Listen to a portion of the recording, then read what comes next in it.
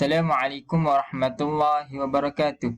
Ismi Muhammad Rifki Mustaqim bin Muhammad Rosli, nombor metrik 056478. Tajuk kumpulan kami pada hari ini ialah dakwah terhadap bukan Muslim di Malaysia. Saya mulakan dengan konsep dakwah terhadap bukan Muslim. Berdakwah kepada bukan Muslim bukanlah persoalan baru yang hanya muncul sejak akhir-akhir ini. Bahkan seruan untuk berdakwah kepada bukan Muslim ini telah pun bermula sejak zaman Rasulullah SAW di Mekah hinggalah baginda berhijrah ke Madinah. Menurut Ibnu Manzur, dakwah bermaksud seruan atau tuntutan untuk merealisasikan matlamat atau objektif tertentu. Dalam konteks semasa, seruan ini bermaksud merealisasikan matlamat utama penciptaan manusia, iaitu kembali mengesakan Allah, menjauhi perbuatan menyekutukannya serta mengamalkan prinsip-prinsip utama yang terkandung dalam ajaran Islam.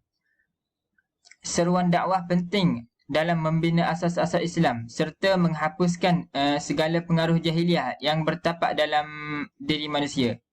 Tugas dakwah ini sebenarnya ditaklifkan kepada semua muslimin mengikut kadar kemampuan mereka dan bukannya dikhususkan pada golongan tertentu sahaja seperti golongan ustaz atau dan lain-lain.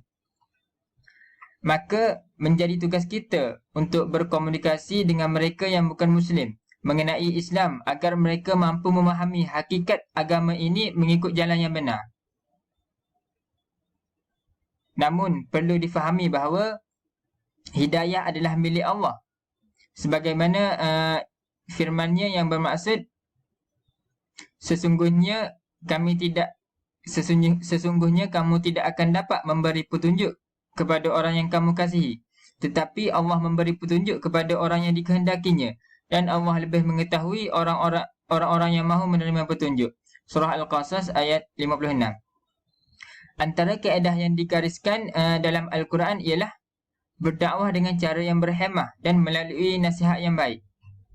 Menurut Sayyid Qatib, berdakwah secara berhemah ialah memerhati situasi dan realiti sasaran dakwah serta mempelbagaikan teknik berdakwah ke atas mereka dan kemampuan memberi penjelasan kepada mereka tanpa memberatkan mereka dengan pelbagai tanggungjawab yang masih belum mampu dipikul.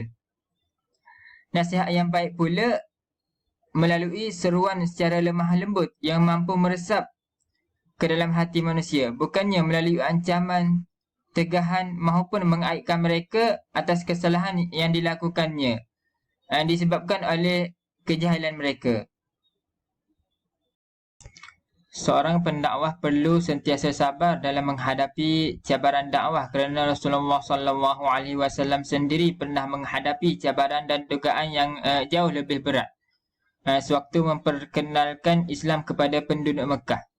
Sifat sabar ini sangat diperlukan dalam berdakwah bagi meneguhkan pendirian dan tekad mereka serta mampu mengikis rasa kecewa sekiranya objektif dakwah itu tidak berhasil.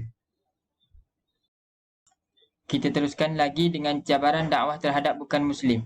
Dalam menelusuri perkembangan semasa hari ini, kita melihat proses dakwah begitu mencabar, terutamanya membabitkan sasaran yang bukan Muslim. Cabaran yang muncul ini sama ada bersifat luaran maupun dalaman yang membabitkan umat Islam itu sendiri.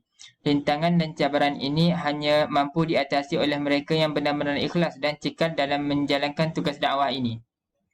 Cabaran-cabaran ini sekiranya tidak ditangani dengan berhemah, boleh menyumbang kepada salah faham yang berterusan terhadap agama Islam.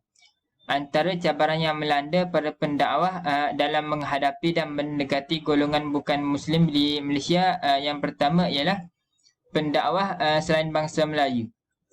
Golongan bukan Melayu yang beragama Islam sangat kurang ditonjolkan dalam usaha-usaha dakwah. Nama-nama dari golongan Cina, India dan pelbagai kaum di negara ini masih kelihatan janggal dalam kalangan masyarakat sebagai pendakwah Muslim. Walhal mereka juga turut memainkan peranan dalam menyeru dan membetulkan salah faham terhadap ajaran Islam. Golongan ini dilihat lebih memahami seluk-beluk kaum masing-masing serta mampu menarik minat mereka disebabkan persamaan kaum dan bahasa. Hal ini juga bagi mengurangkan persepsi bahawa agama Islam di Malaysia hanya dimonopoli oleh bangsa Melayu sahaja. Pendakwah bukan Melayu ini seharusnya diberikan ruang yang lebih utama dan meluas dalam media massa, sama ada media cetak maupun media elektronik, bagi menarik minat golongan bukan Islam untuk melihat Islam sebagai agama yang merentasi sempadan perkauman. Yang kedua, budaya hedonism.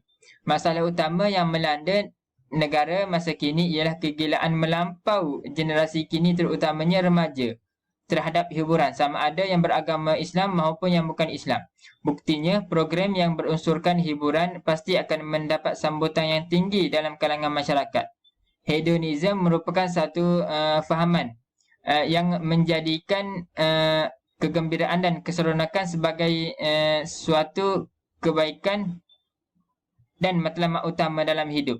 Sememangnya diakui bahawa hiburan dan keseronokan itu merupakan fitrah yang wujud dalam diri setiap manusia. Perbezaannya hanya pada kadar hiburan tersebut serta pengisiannya, sama ada melanggar batasan atau tidak.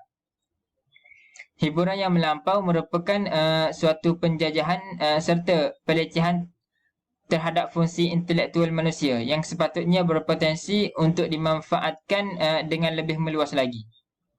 Maka menjadi cabaran buat para pendakwah untuk menyediakan alternatif yang sesuai bagi mengembalikan mereka dengan budaya keilmuan sebagai langkah dan permulaan bagi memudahkan usaha menarik minat mereka mendalami agama Islam ini.